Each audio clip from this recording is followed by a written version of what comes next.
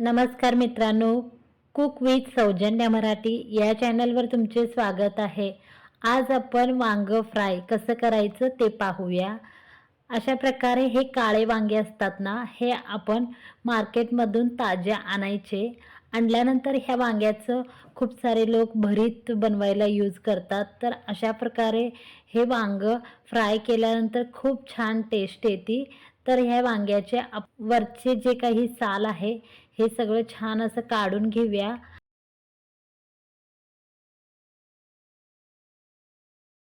आणि ह्या वांग्याला असं मधोमध कापून ह्याचे छोटे छोटे असे स्लाइस तयार करून घेऊया। छोट्या छोट्या साईजमध्ये चारी बाजूनी स्लाइस असे छोट्या छोट्या प्रमाणात छोटे छोटे असे करून घ्या।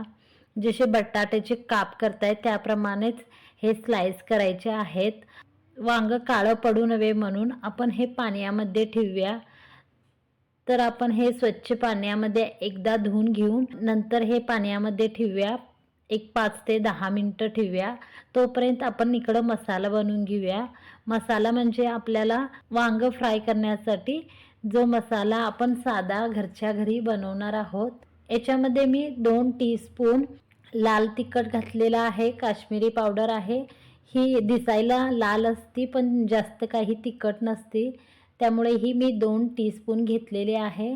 आणि चवीप्रमाणे ह्याच्यामध्ये मीठ घातलंय आणि थोडीशी हळद आणि थोडं पाणी घालून हे मिश्रण मिक्स करून घेऊया। पाणी एकच वेळेला जास्त नका टाकू, मिश्रण पाहून पाणी घाला।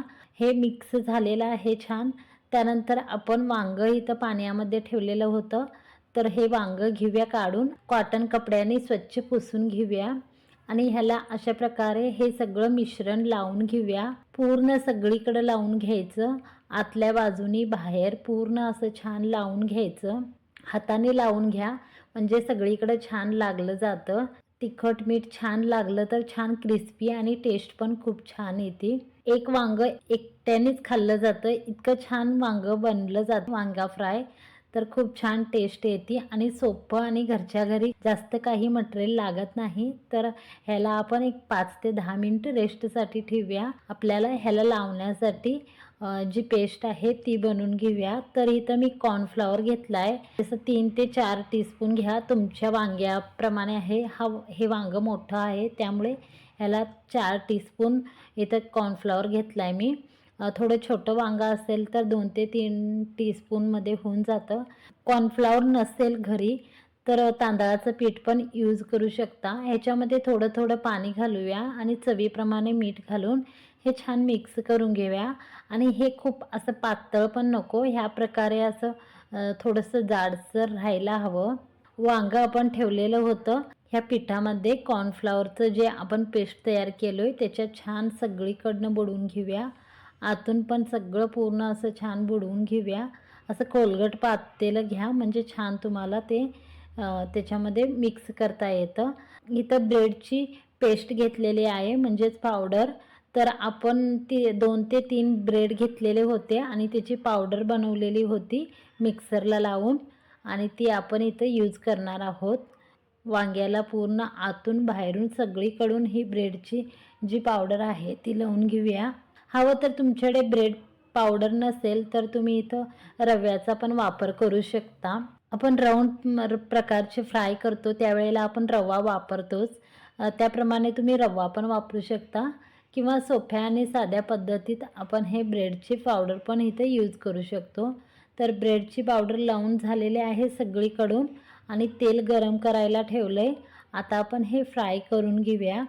तेलामध्ये छान असं फ्राय होऊ द्यायचं, सगळी फ्राय करून घ्यायचं चारी बाजूनी। छान ह्याला उलटून पलटून असे सगळीकडून फ्राय करून घ्यायचा, म्हणजे वांग आतून कच्चं राहायला नको। तर वांग मोठं आहे त्यामुळे थोडा वेळ जास्त लागणार आहे, 3 ते 4 मिनिटं लागणार आहेत वांग फ्राय होण्यासाठी। आणि गॅसचा फ्लेम अगदी कमी ठेवला आहे, कमी गॅसावरती आपण हे फ्राय करतोय। तर अशा प्रकारे तुम्ही एकदा नक्की करून पहा। व्हिडिओ आवडला असेल तर व्हिडिओला लाईक करा। तर मित्रांनो, आजचा महत्त्वाचा टिप्स आहे गृहिणींसाठी। आपण जेवायला बसल्यानंतर वाढून घेतल्या घेतल्या लगेच जेवण न करता जेवणापूर्वीचा जो श्लोक असतो तो म्हणायचा असतो।